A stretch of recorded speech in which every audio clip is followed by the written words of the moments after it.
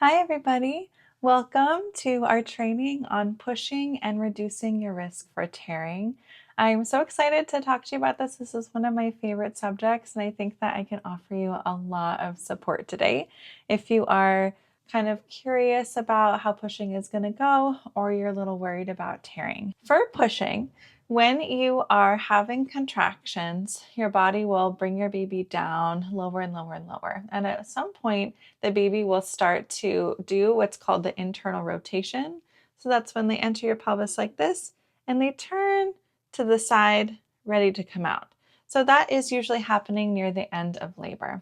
And then when you start to feel the urge to push and you're about ready to push, you are 10 centimeters dilated, and your baby also starts to engage into the vaginal canal. You don't have to have anyone do an exam to confirm that you are ready to push. It is totally okay to just listen to your body and push whenever you're ready. But if you want an exam, if you're kind of curious and you just want to know what's going on, if you feel like I feel pressure, I kind of feel like I want to push, but I'm not quite sure, it's totally okay to get an exam. But just know that you don't have to have one. If anyone says to you, like, wait, don't push until we do an exam, I mean, you can choose to accept it or not, but just know that it is not necessary for you to get one. It's never required. So when the baby starts to engage in the vaginal canal, they start coming down and they put some pressure on a pressure point, and the pressure point stimulates the fetal ejection reflex. So this is your body's natural response to spontaneously push. There are certain rare circumstances where you may not experience the fetal ejection reflex, but most of the time you will experience it, and I'll explain kind of when you won't in a second. Basically, what's important to know is that the fetal ejection reflex is just like any other reflex that your body may have. So it's like, sneezing or throwing up or anything that your body does without your conscious effort or control. The fetal ejection reflex is the same thing. So basically, your body will, in response to the pressure of your baby coming down into the vaginal canal, will just spontaneously push. And what that looks like is often tightening your belly muscles, having like a bear down experience where you kind of go like, your body like bears down spontaneously, and you don't really have any control over this process. This is a fetal ejection reflex. It's normal, and just listening to your body, allowing the fetal ejection reflex to kick in and to move forward and kind of guide the process is a safe and evidence-based way to push your baby out, reduce your risk for tearing or for exhaustion and for fetal distress. Another model for pushing is called directed pushing. And that's when maybe someone gives you an exam and says, you're 10 centimeters, it's time to, start pushing, and you start pushing right away. Maybe you're on your back and people are holding your legs up and they're asking you to count to 10, like hold your breath, count to 10, engage your tummy muscles, bring your chin to your chest, and just bear down as much as you can. This is okay to do if this is what you want to do, but just know that it's optional. You don't have to do directed pushing if you don't want to. Directed pushing does come with increased risks of exhaustion for you and fetal distress for baby. You are, getting exhausted yourself, but also when you're holding your breath for 10 seconds, and then you take a breath, and then they're like, okay, do another one. And you're like, okay, and you do another one. You're not really breathing well. You're not getting good oxygen, and that can impact your baby's oxygen as well. When you're listening to the fetal ejection reflex, typically what will happen is you'll get these spurts of engaging your tummy muscles and like bearing down in these spurts instead of like holding for the count of 10. And so this allows for your baby to get more oxygen. I wanted to start talking about how you can reduce your risk for tearing by discussing the fetal ejection reflex and pushing your baby out. I think it's an important part of reducing tear risk to approach pushing in this way if you can. If you have an epidural, you probably won't experience the fetal ejection reflex in the same way you would in an unmedicated birth, but some people need the epidural to give them like a moment of support, especially if they've had a long labor, like to take a nap and catch up on their energy. If you have used the epidural as a tool for that, and now you're pushing and you're feeling like you want to have a little more agency, a little more control and feeling, you can turn the epidural off and give yourself more feeling. You can keep it in, but just stop the medication flowing to it. And that can give you an opportunity to potentially have the fetal ejection reflex kick in a little bit, push intuitively if you're able to feel a little more sensation. When the baby starts to come down into the vaginal canal and they put pressure on this pressure point, that will stimulate the reflex. But every once in a while, what happens is that the back of baby's head will be facing the back vaginal wall. So the baby will be coming down facing forward instead of facing backward. This is called OP positioning, or posterior, when the baby is facing forward like this. It's a variation of normal, and babies absolutely can have vaginal births this way. It typically doesn't cause many issues, but it can sometimes make birth a little bit more painful or long. Sometimes it can make pushing a little bit longer. And every once in a while, you may feel like you need to have some support with pushing because it's a little harder for you to feel the pressure of baby and to get that reflex. And that's because on the back of baby's head, there is this like spot back here you can see. And this is like an empty space. So the baby's putting pressure on the vaginal canal, but they're kind of missing this one spot here. And so because of that gap, you might not get as much pressure on that pressure point as you would if baby was facing this way. Typically baby's head, their chin is tucked. So you're getting baby's face and body fully. And so there's like this full pressure that you're getting compared to when you're like this and you're not getting that full range of pressure. So sometimes that can lead to someone not getting the fetal ejection reflex. So maybe they're 10 centimeters, they've been checked and we're kind of waiting and they're just not getting the reflex to kick in at all. And this is rare, but it can happen. So I just want you to know that. In this situation, it might be beneficial to have a provider or a doula or someone to guide you and support you in connecting with your pelvic floor, softening it and engaging your tummy muscles and pushing a little bit, trying to get the baby a little lower. Sometimes just by doing some directed pushing in a more gentle way, you may be able to get baby a little lower, and sometimes that can stimulate the fetal ejection reflex.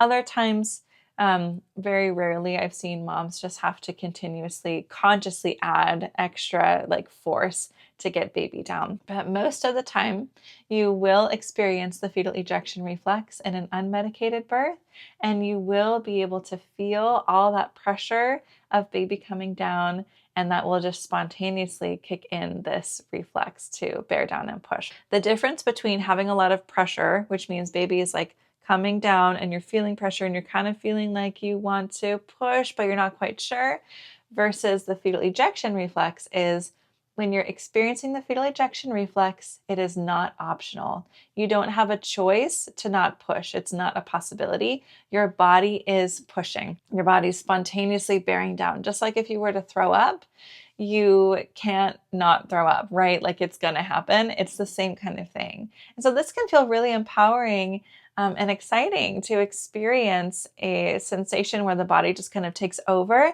All you really need to do is soften and surrender. So this is a different model, a different approach. Instead of like, having to like follow these procedures and like add as much force as possible, you can just listen to your body and let your body intuitively push and let it guide the way. Instead of adding any extra force or effort or trying to control anything, relax your pelvic floor, relax your face and your jaw, soften your tummy muscles, relax your chest. As much as you can, make your orientation be relaxed. If the ejection reflex is kicking in, let it kick in. Let it take over and, you might want to even do a little grunt. Some moms are like, "Rah," like really loud, and other moms are just like, or something. So whatever you want to do, just let it happen. And then if you're not doing that, if the ejection reflex is over, go back to relaxing. So your job is just to relax and to get in whatever position feels most comfortable for you. It's typically pushing is very intuitive. Often it's very simple. We tend to overcomplicate it in the Western medical model, but it doesn't have to be that complicated. Usually your body will know what to do and your body will guide you, and all that you really need to do is to relax and surrender to it. Listen to your body, trust that your body knows what to do, and use all the coping tools and positions and support people and everything that you need to be as comfortable as possible while you're going through that process. So the reason why I wanted to teach you how to do that is because when it comes time to deliver the baby, so the baby's head is coming out, it can be really helpful to be aware of how to intuitively push, how to relax your pelvic floor to help slow this process down. If you're doing directed pushing all the way up to crown, you may be adding extra force to get the baby out faster, which can be helpful if you need to expedite delivery, if for some reason baby is struggling and needs to be born faster. But typically it's better to allow your body to deliver in a slow and controlled way. So let's talk about a couple different ways that babies can come out. So one way is the baby will start to crown and they'll come all the way to crown like this. And maybe before that, there's some contractions leading up to this, right? So maybe baby's head's coming a little bit visible and the tissues are stretching, and then they go back a little bit, and then they go back a little bit more, and then they're back a little bit, and then they're all the way to the crown on the next contraction. When you are here, I invite you to take this process incredibly slow. Slow it down as much as possible. So this is what I was talking about before when we were working on having our orientation be relaxed and letting the contractions and the spontaneous pushing efforts that are flowing naturally from our body to be the only force that we offer. So if your body's not spontaneously pushing, we want to relax. So same with crowning. If once you get to crowning, if your body stops pushing at crowning, which is pretty common, just relax. I know that this part can feel like there's a lot of pressure, and some moms at this point are like, there's a lot of pressure. I didn't prepare for this, maybe. I want to get the baby out faster. And so they'll tighten their tummy muscles and they'll add extra force and push the baby out faster. But what happens when we do this is we skip over this natural process of stretching that is really protective to our perineum. And so that's where the baby comes fully to crown. They come all the way here, the head comes out after that, and then the rest of the body follows. There's this slow process of each stage of the delivery of the baby's body. And when you allow that process to be slow, it can significantly reduce your risk for tearing because you're allowing the tissues an opportunity to stretch. If you can let the baby come to crown and just hold it. Take slow, deep breaths and just hold the crown for as long as possible.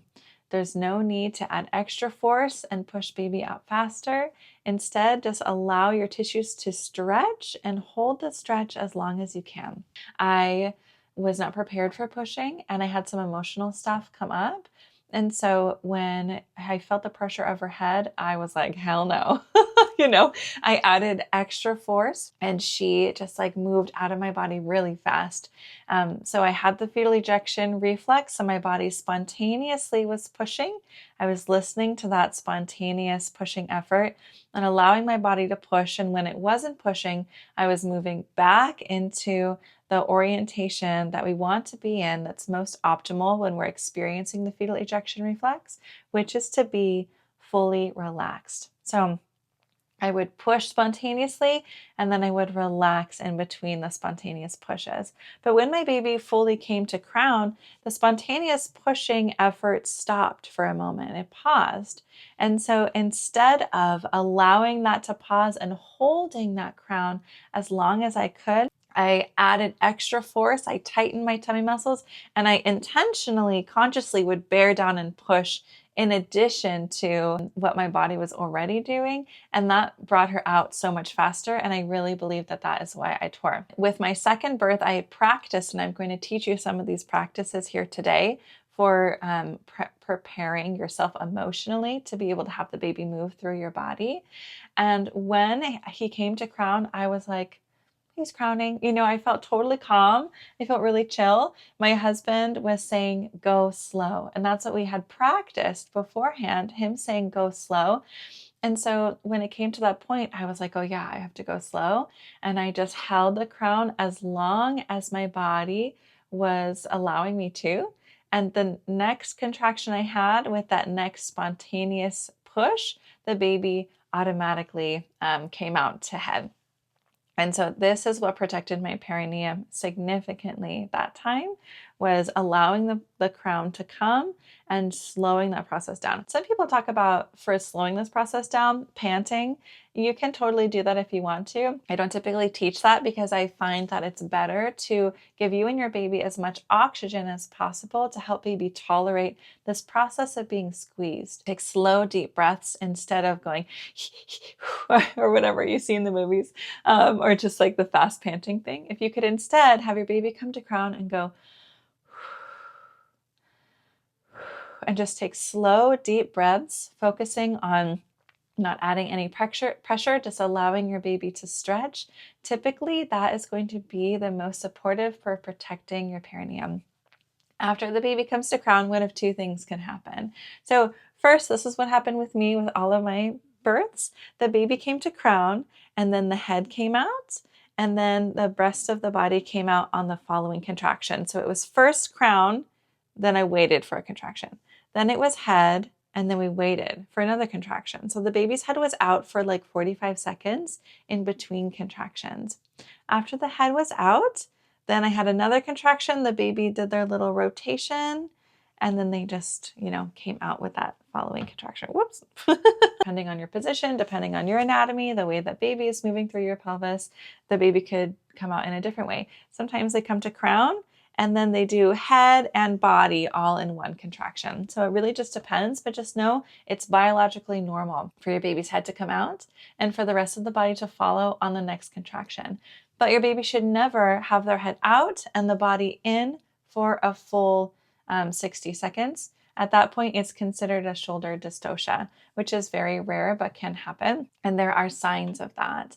Typically, if the baby's head comes out and they don't do that turn that they're supposed to do, and their head, maybe they only come out to the nose and they're kind of stuck here, that's a sign that the provider should probably step in sooner rather than later. But outside of that, or if there are any like heart tone concern issues for baby that would make the provider want to get baby out faster, if everything is unfolding smoothly, there's no reason, there's no benefit to pulling the baby out once the head is out. This is something that's important for you to be aware of, because typically in the Western model, a lot of providers will want to start doing maneuvers to encourage the head to come out right after the head is out. And this is the way that I was trained. I'm a student midwife, and I was trained in more of a medical model for midwifery and a nurse midwifery model. And so I was trained to, once the baby's head was out, the baby would do, it's called restitution. They turn to the side. And then I would immediately put my hands on the baby's head like this and do downward traction. So I'm pulling down because the top shoulder has to deliver under the pubic bone, and that's the shoulder that delivers first. Both shoulders can't come out at the same time from the pelvis because the pelvis bones are keeping them in. So the baby has to turn and deliver one shoulder at a time. So I would do this little downward traction to get the baby's shoulder, top shoulder to deliver, and then I would do a little upward traction to get the bottom shoulder to deliver, and it kind of looks like a little like a little up down wiggle sort of a motion. And I felt like that process, that model of addressing pushing, really did not align with me personally, because I felt like I was robbing people of the opportunity to birth their own babies on their own time. So it makes sense, and it is necessary in certain cases to have a provider be hands-on, to touch baby, to encourage baby to come out faster. But most of the time, if everything is unfolding smoothly, there's really no reason to try to get baby to come out faster or to pull on the baby's head. So just know you have options around the delivery of your baby.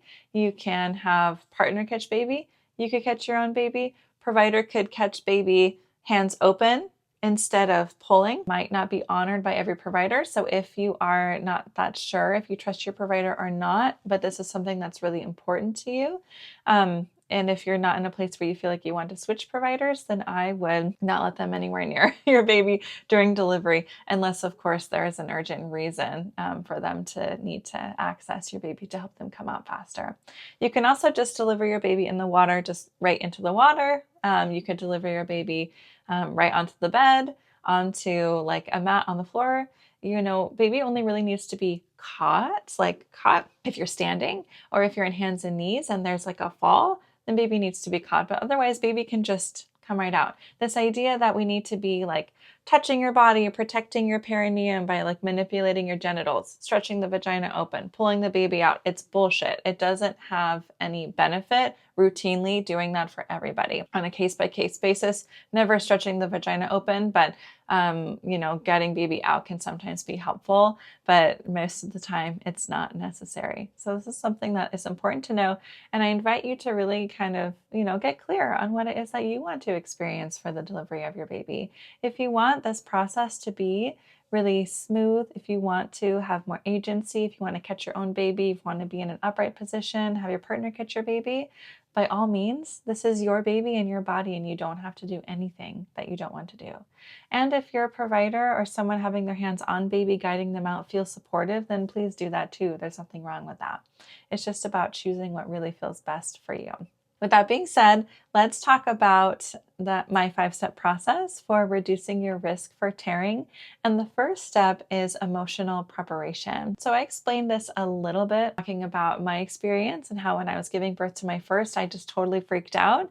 And that's why I tore, because I didn't prepare for the pushing part. I didn't prepare my body, and I also didn't really prepare myself emotionally. So when we have fear that we don't address, it can and often will show up in labor. And then we're dealing with labor and we're also dealing with emotional charge at the same time. And that's not fun. So if we can avoid going into birth with some like emotional cloudiness, potentially impacting our ability to feel confident, that can be really ideal. So I have so many tools and practices for this, and I'm going to teach you my favorite one, which is to fully feel whatever it is that you feel. If at any point between now and the delivery of your baby, you feel like you have some fear come up around birth or around pushing, I would choose to stop what you're doing and take the time to really feel what it is that is coming up for you. Put your attention on the fear and fully feel it. You could even act it out, like make it a little bit dramatic if you want. Like, I feel so afraid. Like really feel it for like 20 or 30 seconds. Put all of your attention on that fear. After, I want you to put all of your attention on somebody who loves you unconditionally. It can be your partner or an ancestor, someone who in their presence you just feel like so loved, like no matter what. Put your attention on them fully and just feel your love for them. And then put your attention back on the fear. And notice if the fear starts to lighten up a little bit.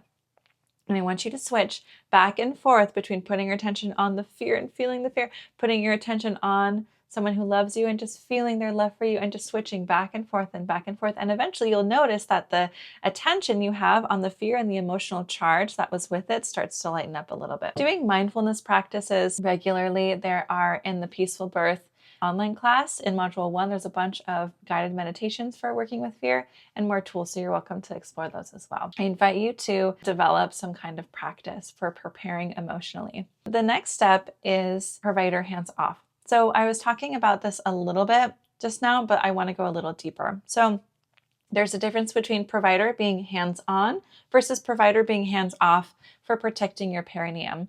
Midwives typically are hands-off and OBs are typically hands-on, though every provider has a little bit of variety. So it's really important that you talk to your provider and you ask them how they do the delivery process, and you make your wishes really, really clear.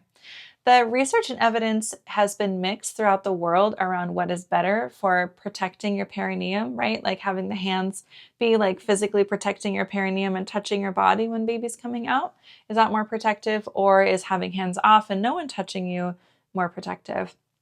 What we found is that provider being hands off is actually more protective. And the reason why is because When providers are hands-on, you have an increased risk for episiotomy. An episiotomy will increase your risk for a severe tear by 22 times. So an episiotomy is a procedure where a provider will take sterile scissors and they'll make an incision. If this is the vaginal opening, they'll make an incision at the bottom of the perineum, often to the side like this, into the muscle to widen the delivery space. This is a procedure that should only be used 1% of the time. So the evidence-based episiotomy rate is 1%. If your provider, maybe as a midwife, is much more hands-off and their episiotomy rate is 1% or below, then I would not be very concerned with them being hands-on for the delivery of my baby. But if my provider has an episiotomy rate that's higher than 1, 2, 3%, then I would be a little bit more cautious and would probably choose to have provider hands-off to reduce my risk for a severe perineal tear from an episiotomy. So other ways that you can reduce your risk for episiotomy is to birth in an upright position, hands and knees, standing, squatting, and side lying is better than being on your back. Or you could birth in the water if possible. Water births have a much lower rate of episiotomy. And also having a provider that has an evidence-based episiotomy rate is really important too. Provider hands off, my second step for reducing your risk for tearing. There's this idea that if someone is like putting their hands on your body and protecting your perineum, and if they're maybe when the head is born, it usually does this, like a little flex. They want to like keep the head from flexing. There's this idea that when they do that, they're actually protecting your perineum. But we have research that shows that that's actually not true. I've talked to many providers as a doula when I'm trying to advocate for one of my clients who is saying they want a hands-off birth with an OB. I will tell the OB like she just wants no one to touch the baby or her body when the baby's coming out. And he's like, but she's a first-time mom.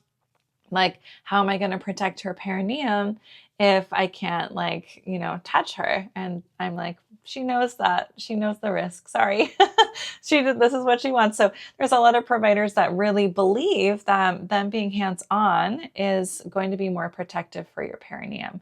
But the research and evidence does not support that. So just know that. The next step, which is step 3, is the use of a warm compress. If you're planning a water birth, you're already getting this benefit because you are birthing in the water and the water adds warmth to the tissues around your vulva and vagina, and that can increase blood flow.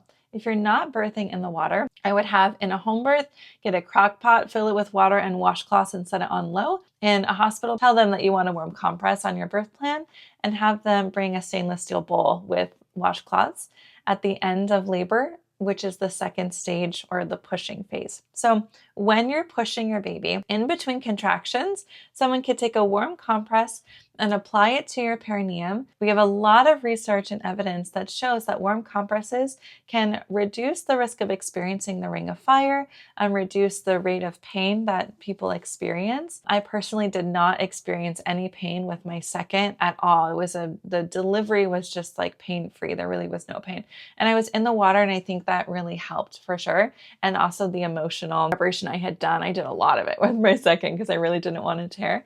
And I felt really calm. And so I think those two things really helped me avoid pain. If your provider is someone who you're not quite sure if you want a hands-off delivery, if you're not quite sure they can honor a hands-off delivery, but you are wanting them to do the warm compress, you could have your partner do the warm compress instead, or you could have the provider do the warm compress with a very clear agreement and people who are also there to advocate for you that when it comes time to crown, they will take their hands off and be hands off during delivery. But if you're not quite sure that that's a possibility, I would just not let them do it. And I would find another way to have a warm compress be applied. So it kind of depends on your provider and how you're feeling about them.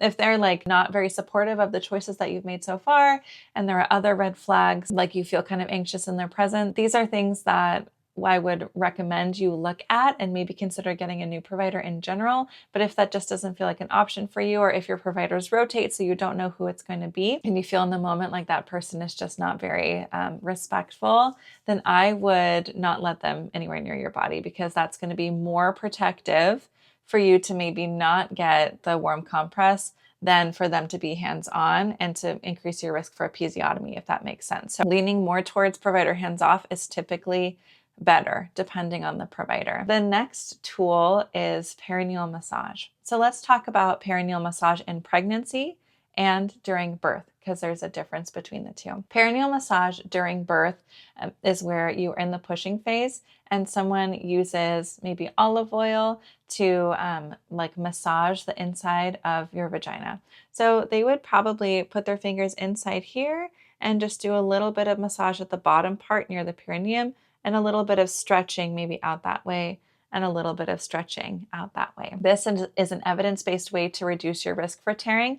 As a first-time mom, second-time, third-time mom, it doesn't matter. It works for everyone when you're doing it in labor. Same thing applies as the warm compress. If your provider is someone who you don't really feel like that comfortable with them touching your body, or you don't feel like they'll respect your choice to be hands-off, I would have partner do the perineal massage, or I would also skip the perineal massage in labor and instead just really focus on doing it in pregnancy. So it's up to you. But if you did feel comfortable with your provider and you want to incorporate all of those tools, typically what that looks like is when you're in the pushing stage. So that means you're 10 centimeters dilated, you feel the pressure of the baby, and you're starting to push. Hopefully you're able to spontaneously push. If you have an epidural, instead they'll probably check you and say you're 10 centimeters, you can start pushing. And they might want to coach you to do some directed pushing, but you don't have to get on your back. You don't have to hold your breath to the count of 10 or do anything that they say. If you want to get in an upright position,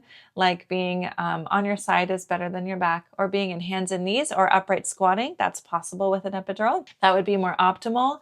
And then to work on, bearing down, engaging your tummy muscles and pushing your baby out, but just remembering to take slow, deep breaths in between and give yourself lots of oxygen. So you can absolutely do that with an epidural too. And so either way, with or without the epidural, as soon as you start pushing, you could have the provider or partner do the perineal massage for like 5 minutes. If it doesn't feel good, don't do it. If you don't like it, don't do it. But if you do like it or you don't mind it, it can be beneficial for supporting your perineum. So you can have someone do the perineal massage, with the olive oil, which is a good oil to use, for about 5, maybe 10 minutes max when you're starting to do the pushing. And I would do it in between contractions. When it feels like it's getting a little closer to delivery, you could do the warm compress. The warm compress has more benefit when it's done like really close to the delivery of the baby. So then I would apply the warm compress for a little while and just applying it in between contractions up until the baby starts to crown. And then with the agreement that when the baby comes to crown, it's all hands off, right? If that's what you want. But of course, it's applied differently to different people depending on your situation and preferences and what you're comfortable with. So now let's talk about perineal massage in pregnancy. And this is one of my favorite tools that you can use to help you prepare emotionally for birth and also to prepare your body.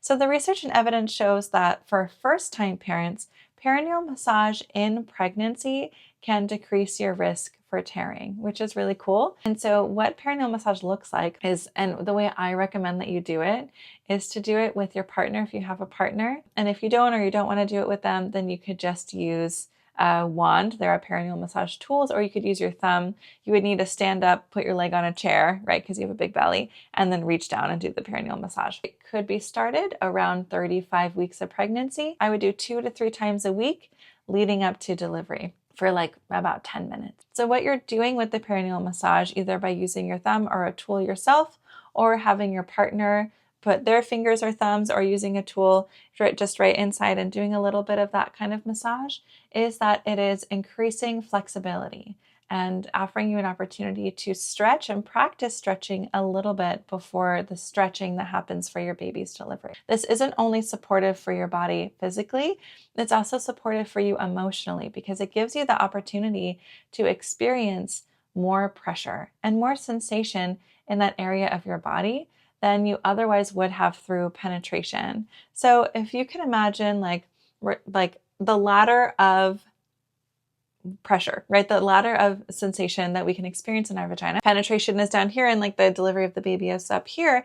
The perineal massage is offering you an opportunity to just walk up the ladder a little bit, to experience new sensations of pressure in different parts of your body that you maybe haven't before.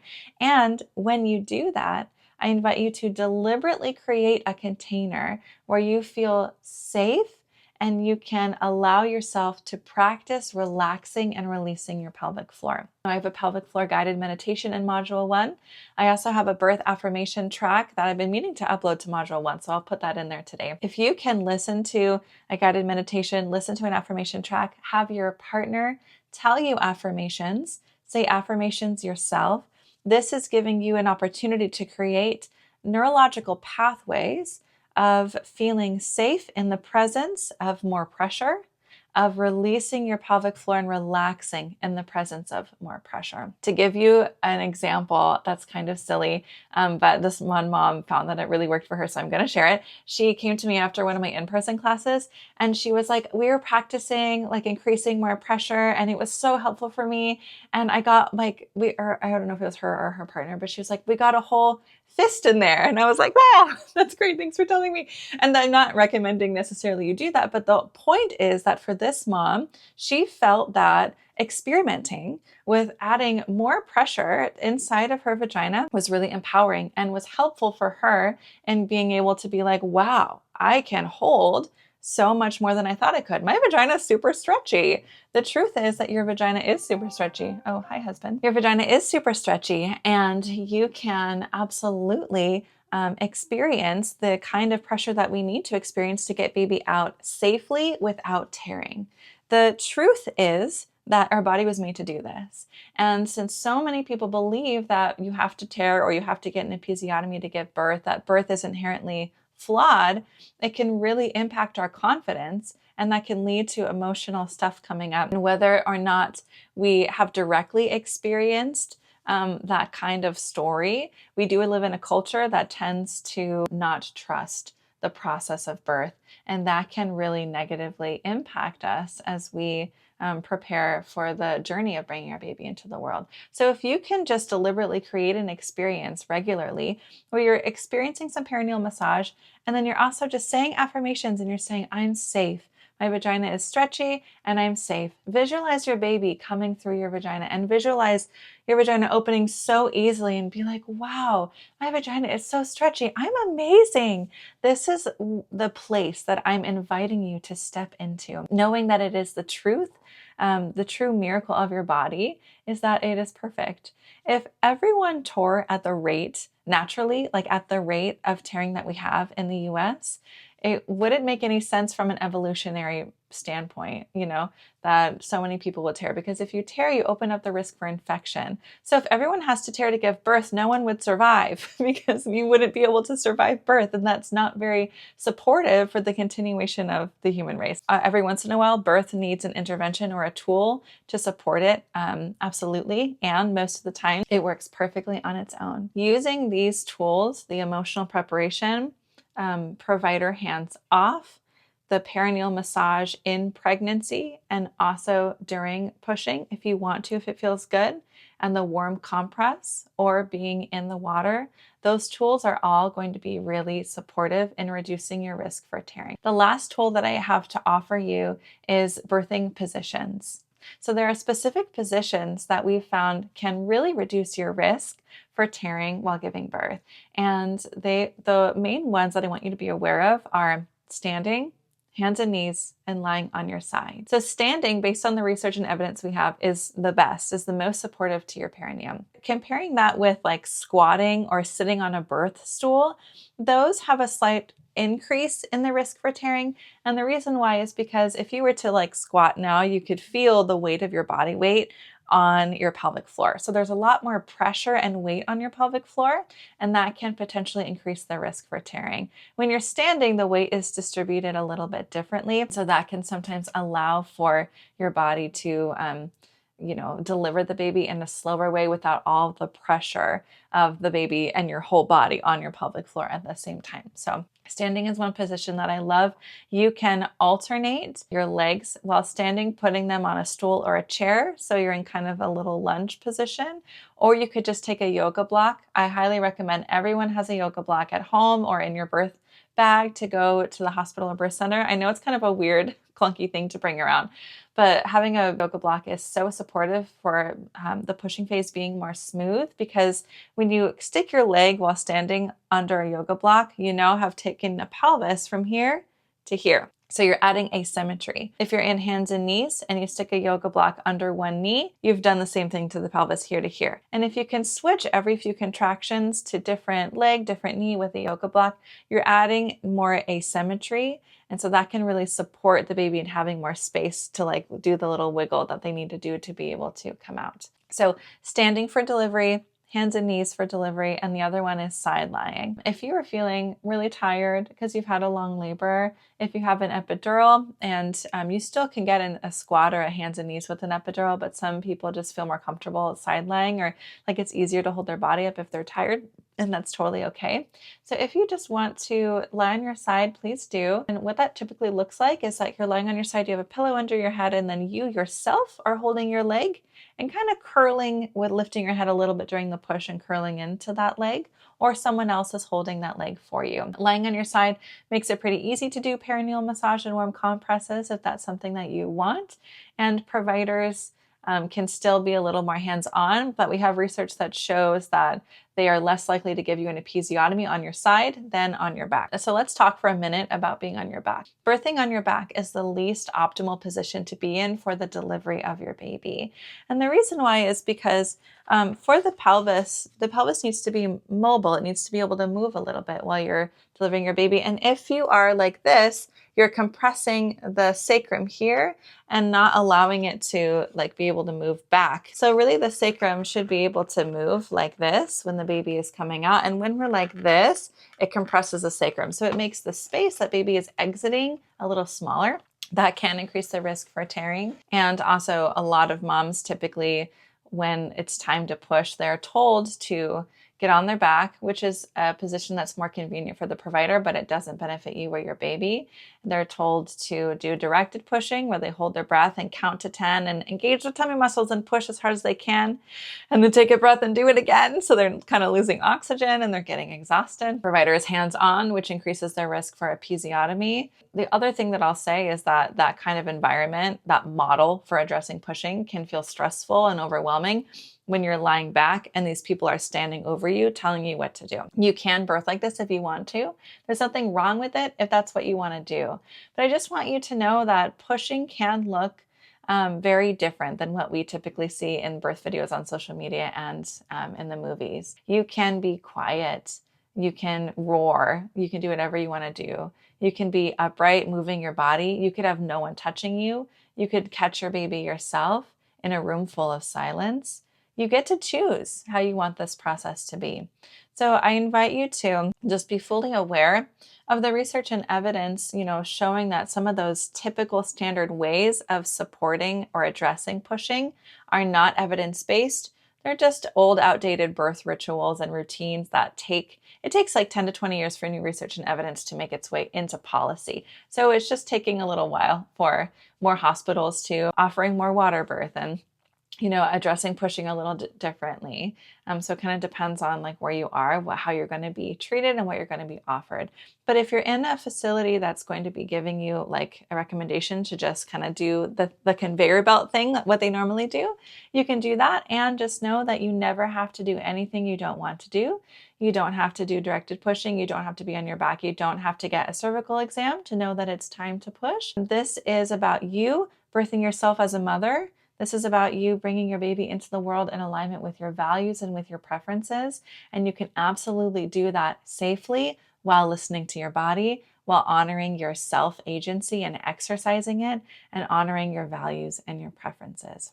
That is my 5-step process on reducing your risk for tearing. And I will say too, if any of you are interested in working with me or getting a little bit more support, kind of tailoring everything you're learning to your specific situation, you can just send me a message on school and we can talk about it. We can book a free call and talk more about your birth and just explore how I can support you. So feel free to send me a message. All right, everyone. Well, thank you so much for participating. It was really sweet to get to talk to you a little bit.